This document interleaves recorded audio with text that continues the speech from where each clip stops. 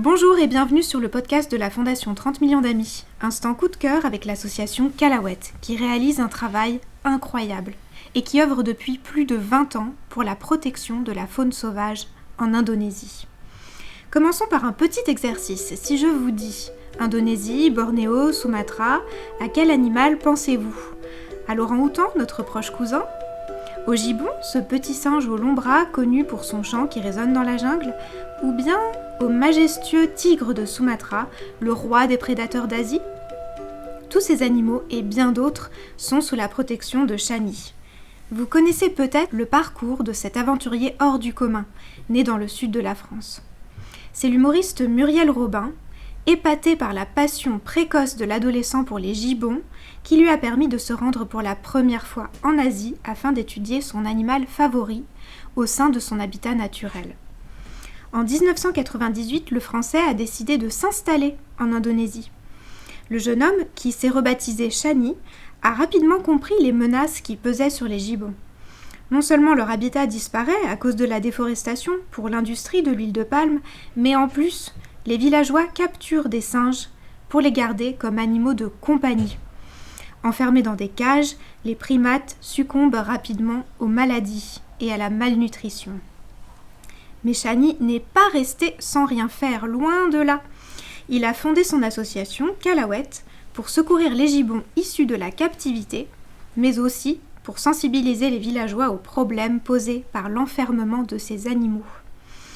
Chani a d'abord créé un premier centre de soins sur l'île de Bornéo, puis un autre sur l'île de Sumatra. Aujourd'hui, Kalawet compte 3 centres de soins, le 3e a ouvert cette année, hébergeant au total plus de 400 animaux secourus par l'association. Surtout des gibbons, bien sûr, mais aussi des reptiles, car lorsqu'un villageois trouve un énorme serpent dans sa cuisine, c'est souvent Chani qu'on appelle à la rescousse.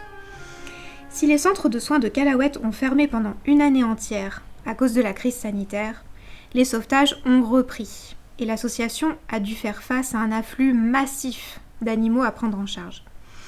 Parmi les sauvetages menés à bien ces dernières semaines, vous allez voir, certains sortent un petit peu de l'ordinaire. Kalawet a récemment secouru 2 panthères nébuleuses qui s'étaient approchées d'un village car leur forêt avait été détruite. L'association a aussi secouru un pangolin saisi par les autorités.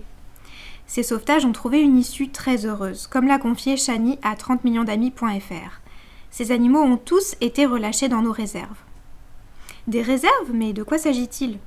En fait, outre ces centres de soins, Kalawet a également acquis plus de 1400 hectares de forêt. Le fondateur nous explique comment cela fonctionne.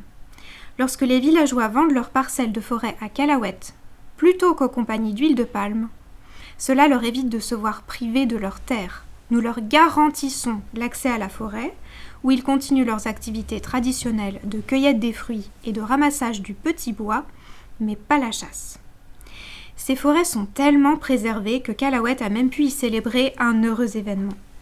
Revenons d'abord un tout petit peu en arrière. En 2019, un tigre de Sumatra adulte avait été repéré dans l'une des réserves à l'aide d'un piège photo. Vous savez, ce sont ces petits appareils photo discrets accrochés à un tronc d'arbre par exemple.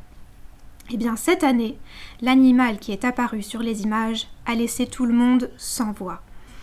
Une tigresse, accompagnée de son bébé, né dans la forêt de Kalawet. Selon Chani, les anciens du village disent qu'ils n'avaient pas vu ces animaux ici depuis une 20aine d'années. Mais ce n'est pas la seule bonne nouvelle pour Kalawet. Une autre avancée concerne la forêt de Doulan sur l'île de Bornéo. Souvenez-vous, en 2019, 30millionsdamis.fr vous annonçait la création de ce refuge naturel pour les orang-outans victimes de la déforestation. Il faut savoir que l'espèce est classée en danger critique d'extinction sur la liste rouge des espèces menacées. Et bien cette année, la réserve de Doulan a désormais atteint, grâce aux dons et au mécénat, la moitié de son objectif, environ 750 hectares de forêt sanctuarisée, sur les 1500 hectares prévus. Et enfin, comme on dit, jamais 203, la 3e bonne nouvelle venue de chez nos amis de chez Kalawet. C'est un rêve qui pourrait bientôt se concrétiser. Celui de remettre à la vie sauvage plusieurs dizaines de gibbons rescapés des trafics. Les équipes de Chani ont repéré une petite île qui pourrait peut-être devenir un futur site de relâchés. Les gibbons soignés dans nos centres ne peuvent pas être relâchés dans nos réserves car des congénères sauvages s'y trouvent déjà et ils attaqueraient les nouveaux venus, précise Chani à 30millionsdamis.fr. Or, l'île que nous avons repérée est complètement dépourvue de gibbons et suffisamment proche du continent pour pouvoir assurer le suivi des animaux relâchés. Mais prudence pour l'instant, une étude est en cours afin de s'assurer que l'arrivée des gibbons sur l'île, déjà peuplée d'autres espèces de singes, ne perturberait pas l'écosystème. Quelques dizaines de couples pourraient à terme être potentiellement relâchés sur ce territoire. Alors pour permettre à Calawet de poursuivre et d'étendre son action, la Fondation 30 millions d'amis, déjà à ses côtés depuis une quinzaine d'années, a renouvelé son soutien à l'association avec une aide de 20 000 € accordée en novembre 2021. Et si vous souhaitez retrouver plus d'informations sur Calawet, découvrir les vidéos du bébé tigre ou des orang-outans de la forêt de Doulan, rendez-vous sur 30millionsdamis.fr. C'était Nastasia, à bientôt!